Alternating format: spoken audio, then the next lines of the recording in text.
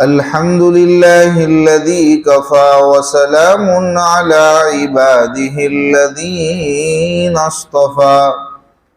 أما بعد فقد قال الله تبارك وتعالى في القرآن المجيد والفرقان الحميد أعوذ بالله من الشيطان الرجيم بسم الله الرحمن الرحيم وقال نسوة في المدينة امرأة العزيز تراود فتاها عن نفسه قد شغفها حبا إنا لنراها في ضلال مبين إلى آخر الآية صدق الله العظيم۔ بزرگان محترم، میرے نوجوان ساتھیوں، کل بات یہاں تک پہنچی تھی، عزیز مصر نے، وزیر نے اگرچہ یوسف علیہ السلام کو جو واقعہ پیش آیا ان کو بلا کے کہا کہ معاملہ یہیں رفع دفع کرو، بات کو یہیں پہ دبا دو، جو کچھ ہوا غلط ہوا، جو کچھ ہوا وہ غلط ہوا، میری بیوی کی اس میں غلطی ہے، اس سے بھی کہا کہ تو بھی معافی مانگ لے، معاملے کو یہیں پہ رفع دفع کرو، اس کا چرچا نہ کرو اس لیے کہ اس میں میری بدنامی ہے۔ لیکن بات پوشیدہ نہ رہ سکی، بات چھپی نہ رہ سکی، جنگل کی آگ کی طرح سب جگہ پہ پھیل گئی، اور جو عہدے داروں کی معزز خواتین اور بیگمات تھی سب تک یہ بات پہنچی تو سب یہ چرچا کرنے لگے۔ کیا چرچا کرنے لگے؟ وہ یہاں سے وَقَالَ نِسْوَةٌ فِي الْمَدِينَةِ، شہر میں بیگمات چرچا کرنے لگی، عزیز مصر کی بیوی اپنے نوجوان غلام کو پٹی پڑھاتی ہیں اپنے نفس کے بارے، اس کے نفس سے شاد کام ہونے کے لیے، یعنی اس کے نفس سے وہ مجھے خوش کرے اس کے لیے اس کو پٹیاں پڑھاتی رہتی۔ قد شغفہا حبا، اور وہ اس کی محبت میں گھائل ہو چکی ہے، انا لنراہا فی ضلال مبین، اور ہم تو اس کو سری غلطی پر دیکھتے ہیں۔ مطلب یہ کہ بیگمات کے اندر شہر کی معزز خواتین، عہدے داروں کی بیویاں، جب ان تک یہ بات پہنچتی ہے کہ کہاں ایک وزیر کی بیوی، اونچے عہدے والے کی بیوی، اور وہ اپنے غلام کے ساتھ، اس کو کوئی دوسرا نہیں ملا، کوئی نہ کوئی غلام ملا، تو ایسی طعن و تشنی کی جانے لگی، اور یہ باتیں چرچا ہونے لگی کہ بڑی عجیب لڑکی ہے یہ، بڑی عجیب اس کی فطرت ہے، کوئی نہ کوئی ایسے عہدے دار کے ساتھ اگر اس کا ملن ہوتا، اس کا تعلق ہوتا تو سمجھ میں بھی آتا، یہ تو اپنے غلام کے ساتھ ڈورے ڈالتی ہے اور پھر مجبور کرتی ہے، بار بار بہانے تلاش کرتی ہے کہ کیسے وہ میرے سے قریب ہو جاوے، میرے محبوب بن جاوے، مجھے شادکام کرے، اور اس کی محبت میں دیوانی ہو چکی ہے، گھائل ہو چکا ہے اس کا دل۔ بھئی غلطی تو کس کی ہے؟ اس کی غلطی ہے، ہم تو اس کو سری غلطی پر دیکھتے ہیں، وہ بیچارے غلام ہیں، وہ تو کیا کرتے ہیں، وہ تو مجبور ہے، لیکن سارا کیا کرایا کس کا ہے؟ اس کا ہے، قصوروار یہ ہے۔ ایسی سب باتیں پھیلنے لگی۔ جب یہ سب باتیں، ان کی مکارانہ باتیں عزیز مصر کی بیوی تک پہنچی اور اس نے سنی، یہاں دیکھو قرآن میں بیان کیا بِمَكْرِهِنَّ، کہ یہ جو باتیں بیگمات کی زبان سے نکل رہی تھی، باہر سے جو باتیں آ رہی تھی، وہ کوئی ایسا نہیں تھا کہ وہ عورتیں نیک تھی، پارسا تھی، بظاہر تو وہ اس کو قصوروار ٹھہرا کر اپنی پارسائی ظاہر کر رہی ہے کہ ہم تو بھئی بہت نیک ہے، اس کے دیوانے ہیں، یہ ٹھیک نہیں ہے، اچھی فطرت کی نہیں ہے۔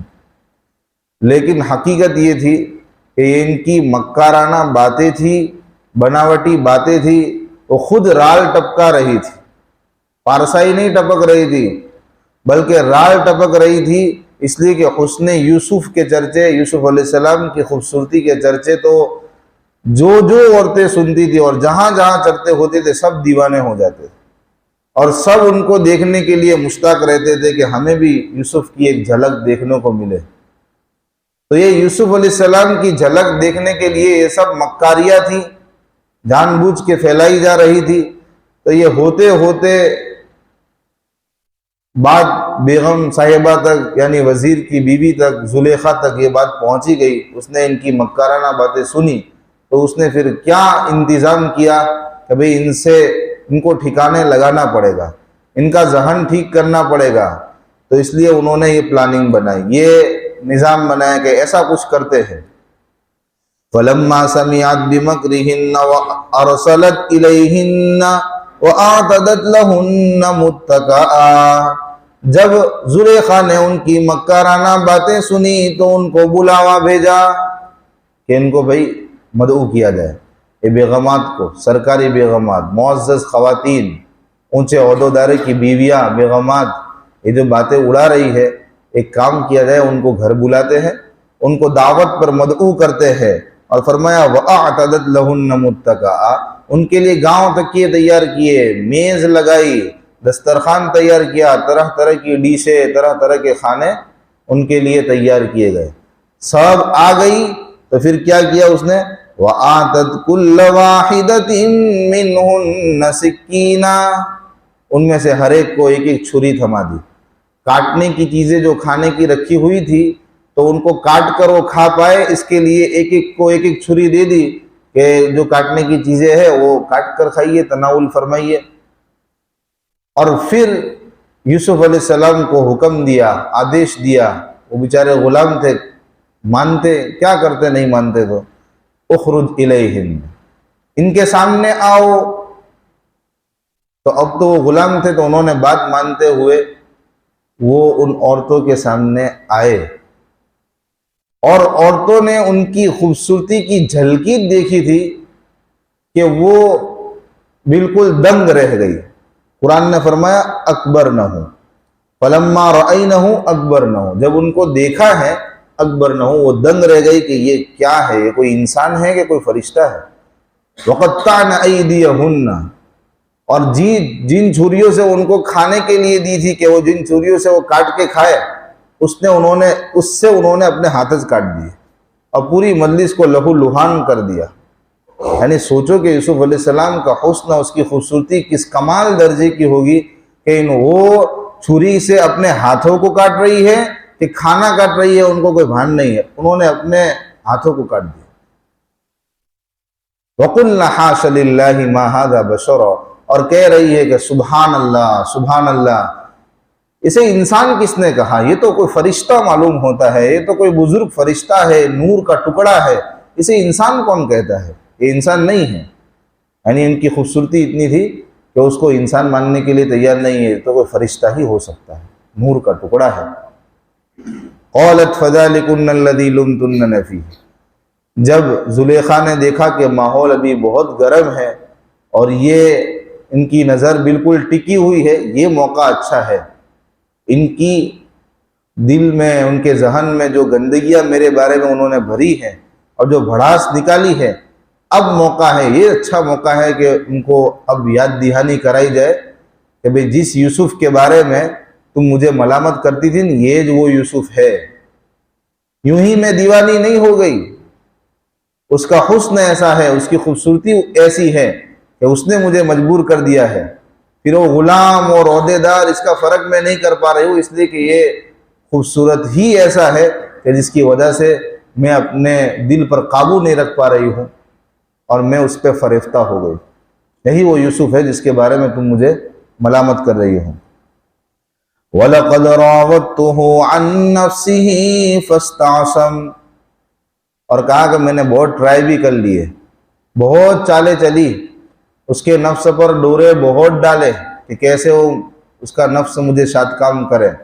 لیکن یہ ایک کے دو نہیں ہوئے، یہ بندے خدا معصوم رہا، بچ گیا، اس نے مجھے ہاؤ بھاؤ بھی نہیں دیا، بالکل انکار کر دیا۔ اب آگے فرما رہے ہیں وَلَئِن لَّمْ يَفْعَلْ مَا آمُرُهُ لَيُسْجَنَنَّ وَلَيَكُونَ مِنَ الصَّاغِرِينَ۔ وہ عاشق تو تھی، یوسف علیہ السلام سے اس کو عشق ہوا تو کیا ہو گیا؟ پہلے وہ وزیر کی بیوی ہے اور شاہی خاندان سے اس کا تعلق ہے، گھر کی مالکہ ہے، تو اس کو اپنی شان ظاہر کرنی تھی۔ اس نے اپنی آمیرانہ شان ظاہر کی ان عورتوں کے سامنے اور اپنے اصلی تیور دکھا دیے، اور آگے کا عزم بھی کر دیا۔ شرم کی ساری حدیں پار کرتے ہوئے اس نے پھر سے اس پکے عزم کا اظہار کیا کہ اس وقت تو یوسف نے مجھے بھاؤ نہیں دیا ہے، میری خواہش کو پورا نہیں کیا، بچ گئے، محفوظ رہ گئے، لیکن آئندہ اگر وَلَئِن لَّمْ يَفْعَلْ، آئندہ اگر وہ مجھے میری خواہش کو پورا نہیں کرتے ہیں، میری بات نہیں مانیں گے، وَلَئِن لَّمْ يَفْعَلْ مَا أَمُرُهُ، تو ان کے ساتھ اچھا نہیں ہوگا، قید کرا دوں گی ان کو، اس لیے کہ میں تو مالکہ ہوں نا، میں تو وزیر کی بیوی ہوں، میں تو کچھ بھی کر سکتی ہوں، تو اپنی آمیرانہ شان ظاہر کر رہی ہے کہ قید کرا دوں گی۔ وَلَيَكُونَ مِنَ الصَّاغِرِينَ، اور وہ چھوٹے میں سے ہو جائیں گے، وہ ہلکے لوگوں میں سے، چھوٹے لوگوں میں سے، یعنی بے عزت ہو جائیں گے، ایسا انہوں نے کہا۔ خیر، یہ ہم نے قصہ سنا، اس قصہ سننے کے بعد ہم سب یہ بخوبی اندازہ لگا سکتے ہیں کہ مصر کی اونچے خاندان کی جو اس وقت بیگمات تھی اور عہدے داروں کی جو بیویاں تھی، ان کا اخلاقی لیول کیا تھا، وہ اخلاق کے کس لیول پر تھی۔ دیکھو نا، ہم آج کے زمانے میں اندازہ لگا سکتے ہیں، جیسے یورپ کی تہذیب ہے، یورپین مغربی تہذیب ہے، اور ان کی خواتین، ان کی عورتوں کا جو لیول ہے نا، وہ ان کا لیول تھا۔ ہم آج کے زمانے میں اندازہ لگانا ہو تو اس سے لگا سکتے ہیں، اس لیے کہ پورے واقعے کو سننے کے بعد ہمیں یہی سمجھ میں آتا ہے کہ دیکھو، جس کو عہدہ ملا ہے، جس کا ایک مقام ہے، وہ اپنے غلام کو جیسے بھی چاہے استعمال کرتا ہے، کہ بھئی گھر پہ معزز خواتین کو، اونچی اونچی بیگمات کو گھر پہ مدعو کیا جا رہا ہے، بلا رہے ہیں، اور ان کو اپنی اس بات جو پھیل گئی تھی ان کے ذہن کو صاف کرنے کے لیے وہ باقاعدہ طور پر دسترخوان لگائے جاتے ہیں، ان کو بلایا جاتا ہے، یوسف علیہ السلام کو حکم دے کر بلاتے ہیں کہ آؤ، اور ان کی خوبصورتی دکھا کر وہ ان عورتوں کو، مہمان عورتوں کو یہ قائل کراتی ہے کہ میں یوں ہی اس یوسف پر مر نہیں مٹی، آخر اس کا حسن ایسا تھا، میں مر نہ مٹتی تو آخر کیا کرتی، میں یوں ہی اس کی دیوانی نہیں بن گئی، میں یوں ہی اس کے عشق میں مبتلا نہیں ہو گئی، بلکہ اس کے پیچھے کا راز جو ہے وہ آپ کے سامنے ہے۔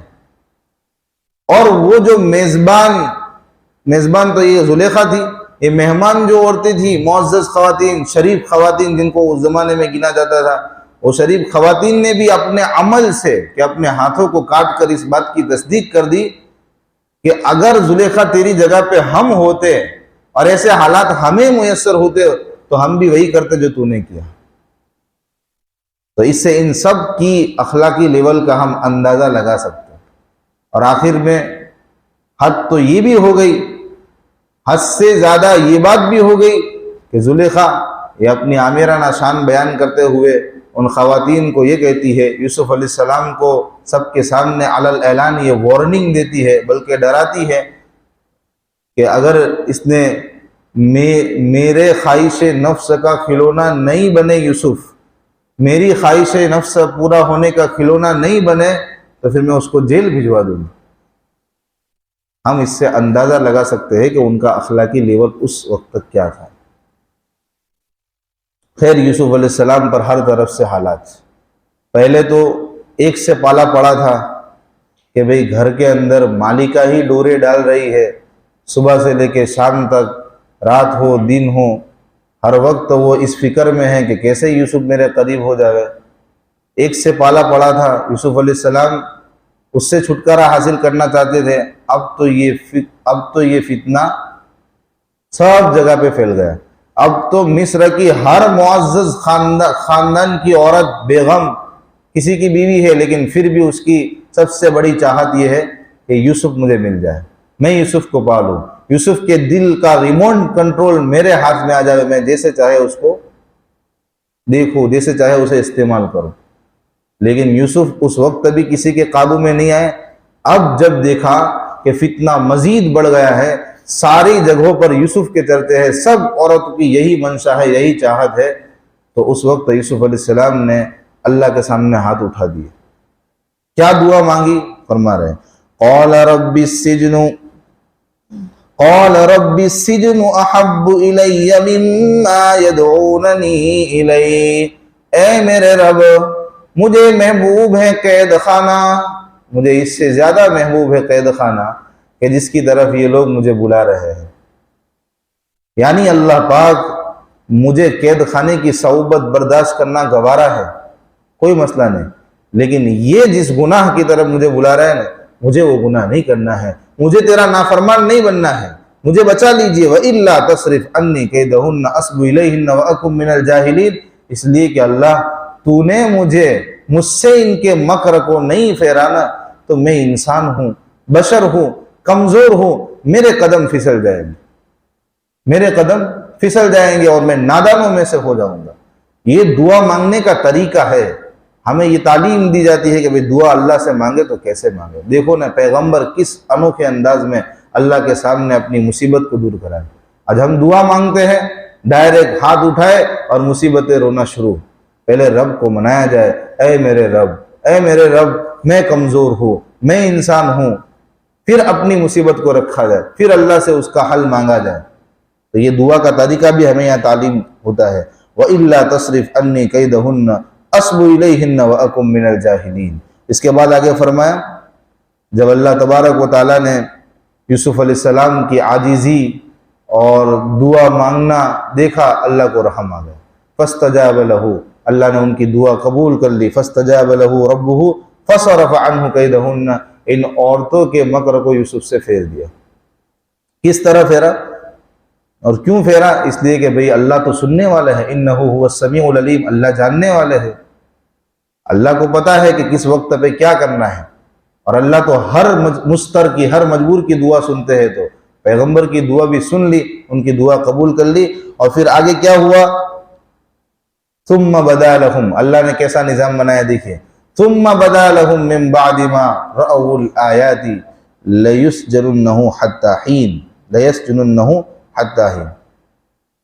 جو لوگ تھے حکام، امراء، ان بیگمات کے شوہر اور بڑے بڑے عہدوں پر فائز،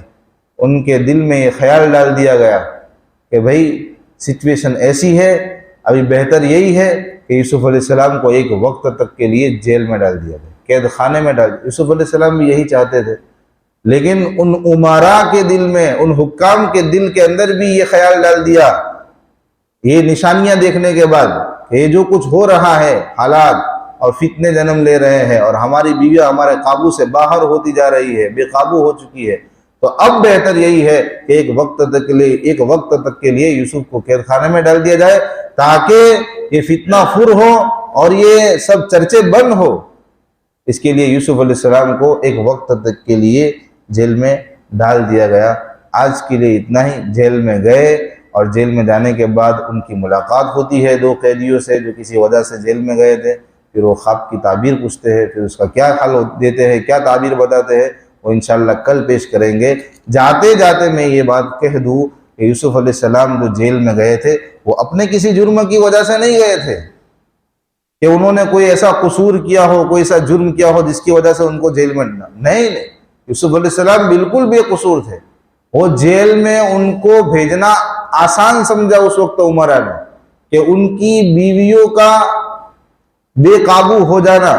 ان کی بیویوں پر ان کو اتنا بھی اعتماد نہیں تھا کہ یوسف علیہ السلام اگر باہر رہیں تو یوسف علیہ السلام تو ان کا تو کوئی ٹینشن نہیں ہے، پر ہماری بیویاں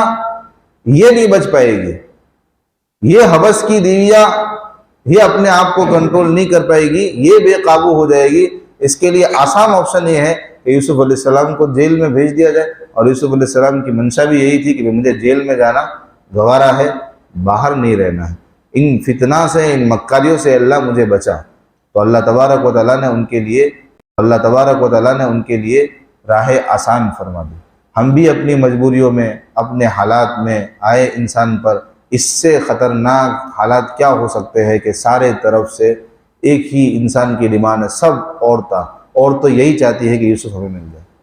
لیکن اتنے خطرناک حالات میں بھی یوسف نے اللہ کا در نہیں چھوڑا، اللہ کے سامنے ہاتھ اٹھائے، اللہ نے ان کے مسائل کو حل کر دیا۔ آج ہمارے اوپر بھی حالات آتے ہیں لیکن ہم اللہ کے سامنے ہاتھ بھی نہیں اٹھاتے، بس خالی مولانا صاحب سے کہنے کہ مولانا صاحب دعا کر دو، تعویذ دے دو، ہمارا یہ مصیبت ٹل جاوے۔ یہ تعویذ دیتے اس میں بھی اللہ ہی سے مدد مانگی جاتی ہے، لیکن اپنا خود کا اللہ سے رشتہ کتنا مضبوط ہے، اللہ سے تعلق کتنا مضبوط ہے، اس کی بھی فکر کرنے کی ضرورت ہے۔ اللہ تعالیٰ ہم سب کو اس قصے سے خوب عبرت لینے کی توفیق نصیب فرماوے، آمین۔